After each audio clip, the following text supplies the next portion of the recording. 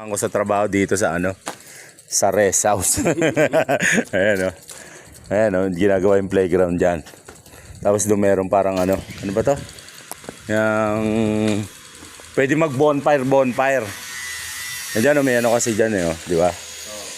Yan pwede mag ng bonfire Tapos kwentuhan dyan Tapos yan yung bahay kubo. Aircon din yan, may CR din dyan. Di ba? So, yan yung pangalan nanay ko. Ayan. Victoria. Yung pool. Dito yung kitchen. Ayan Tapos yan yung kubo. May sala doon. May May ba yan? May kwarto. Sariling CR. Tapos ayan. Yung may CR doon dalawa. Tapos ayan yung pool. Diba? May jacuzzi.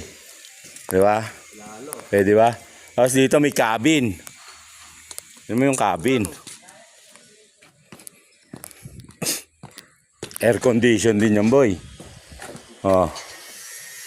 May sariling CR yan. Lalagyan pa ng yan, TV ka. Yung kama na yan, lalagyan ng frame yan. Tapos may taas din. May terrace pa doon sa likod. Doon sa likod na yun. Tapos, di ba? May sariling CR. Di ba? Forma, di ba? Ito, ganyan din yan. Yan. Yan, parehas lang yan. Di ba? May taas din yan. Aircon din yan. Ayun yung terrace sa likod. Nilagyan na ng bakod kasi kung may magpatayo ng doon.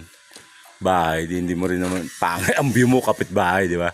Parang pahingahan lang ba? Di ba? Tapos dito naman yung bahay. May bahay pa dyan. Oo, papatay pa ng bahay dyan para pag uwi nila airmat. Ano siya mong bansa, pre? Oo. Magre-retire na sila Kaya para pag uwi dyan. Tapos yung kapatid ko rin para pag magbabakasyon dyan. Di ba? Pwede na ba? Pwede na. Pwede na, di ba? Ayan house tour. House tour ba, di ba? Ayan, kakabili lang ang kapatid niya yung sprinkler. Natutuyo kasi yung yung ba yun? Yung parang adobe yata kasi lupa rin. Mga, medyo. Ayan, inukayan niya dyan Tino mo.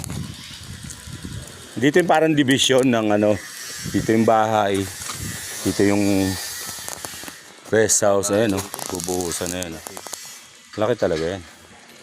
Diba? Ayan, diba? Tino mo. Tigas yung lupa dyan, diba? Diba? Pwede, mali. Pwede. Sangkapak. Oo, to? Rest house lang. May basketball court pa. Diba? Tapos may talyer pa. Sangka pa.